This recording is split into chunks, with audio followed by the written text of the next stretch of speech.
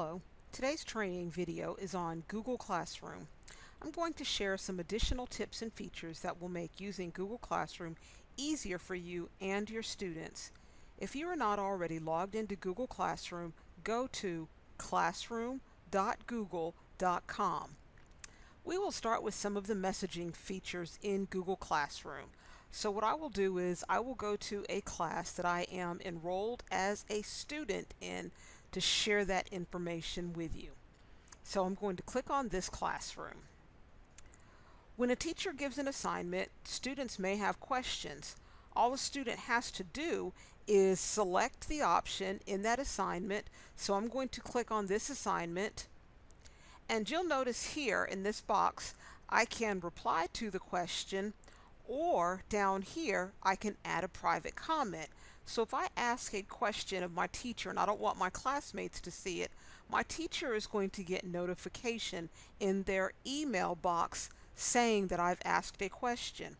In order for the teacher to retrieve that message, they can click on the link in their email message, and that link will take them to the assignments in their class. So what I'm going to do is I'm going to go to a class and show you how you can access the messages. So let's say that I am clicking on this assignment, and you'll see that I have my students listed here. So if I click on the name of the student, it will bring up the assignment. Down here I can reply to a comment, or I can initiate a comment. So the student can initiate a comment on the assignment, the teacher can initiate a comment on the assignment, and they can also respond to the comment. Another way that teachers and students can communicate is via email. The students can send an email message to the teacher. In order for them to do that, they click on the About tab, and then you'll notice that the teachers are listed over here on the left-hand side of the screen. So if I'm a student in a class and I want to send my teacher an email message, I simply click on the envelope icon, and you'll notice that it will open up a new composed message box addressed to the teacher. I type my message in, the teacher gets the message, and then I will be able to get a response. Another feature that I would like to share with you in Google Classroom is the Share to Classroom extension. You can add this extension in the Chrome store. Once you've enabled the extension, you'll have an icon on your toolbar, and it looks like this. It's the same icon that you see when you are looking for Google Classroom. So once the icon is added to your toolbar, you will be able to use it. The purpose of this Share to Classroom extension is to get all of your students on the same web page instantly. For instance, let's say you are studying volcanoes and you want to give your students a link to a website.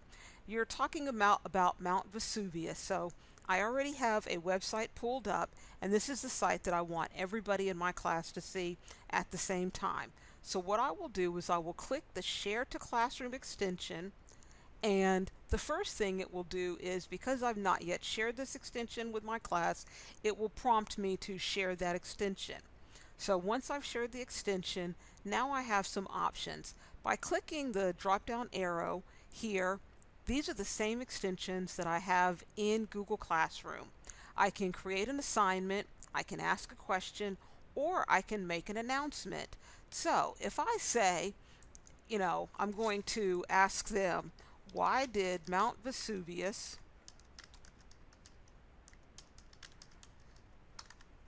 erupt? So that's going to be my question. I'm going to give them a due date, and this is a short video so they can watch it by the end of the week. Click Save. So if I want my students to be able to reply to each other, I can toggle this on and off. If they can answer their questions, I can toggle that on and off. And now I am ready to push the assignment to the students. So I simply click Push to Students, and now my students are all instantaneously on the same web page about the eruption of Mount Vesuvius. Something else to take note of: when you are doing work in Google Classroom and the students are doing work in Google Classroom, their work is not saved in Google Classroom.